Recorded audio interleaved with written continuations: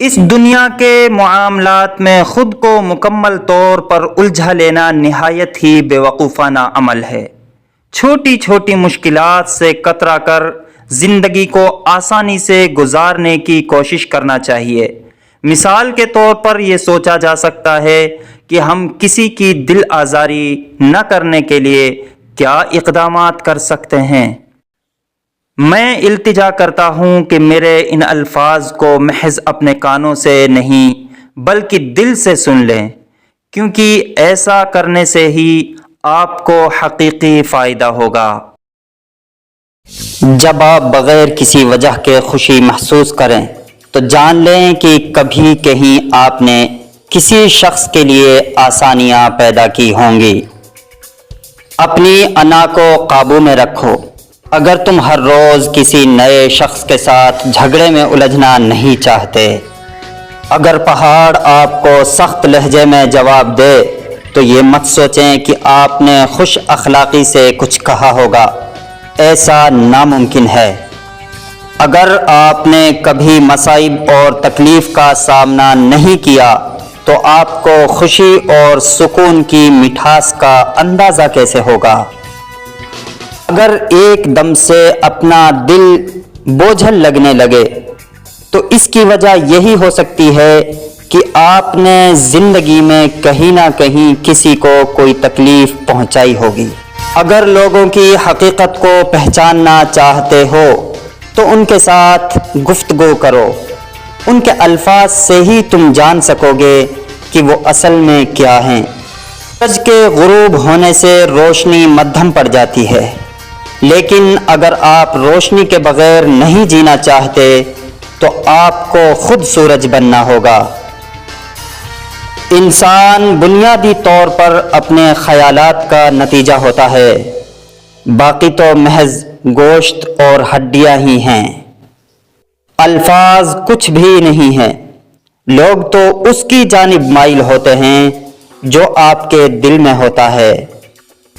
دانائی اسی میں ہے کہ رازوں کو دماغ میں محفوظ رکھا جائے، ورنہ دماغ کے موجود ہونے کا کیا مقصد ہے؟ دوسروں کے لیے بھلائی کرنا اور جہاں تعریف کی ضرورت ہو وہاں تعریف کرنا آپ کے لیے مثبت نتائج کا سبب بنے گا۔ اپنے آپ کو اللہ سبحانہ و تعالی کے حوالے کر کے تمام خطرات سے خود کو محفوظ تصور کرو، کیونکہ کسی کی بھی جائز دعا کبھی انسنی نہیں کی گئی۔ جب تم کسی کام کے آغاز میں جلد بازی سے کام کر لو تو تمہارا کام ادھورا رہے گا اور نتیجہ بھی درست نہیں نکلے گا۔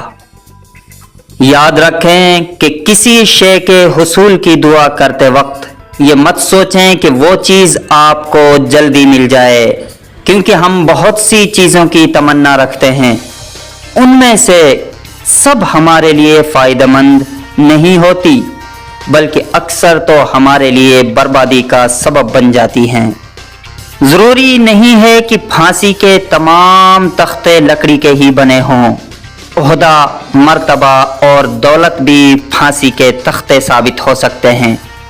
جب اللہ سبحانہ و تعالی ہمیں آزمائش میں ڈالنا چاہیں تو وہ ہمیں بڑی بڑی سلطنتیں، بے پناہ دولت اور زندگی میں رشک کرنے والا مرتبہ عطا کرتے ہیں۔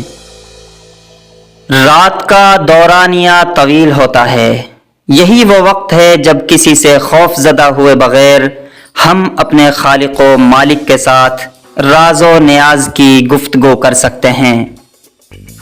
اگر التجا کرنی ہے تو اللہ رب العالمین کے سامنے کرو، یقین رکھو کہ تمہاری گزارشات کو رد نہیں کیا جائے گا۔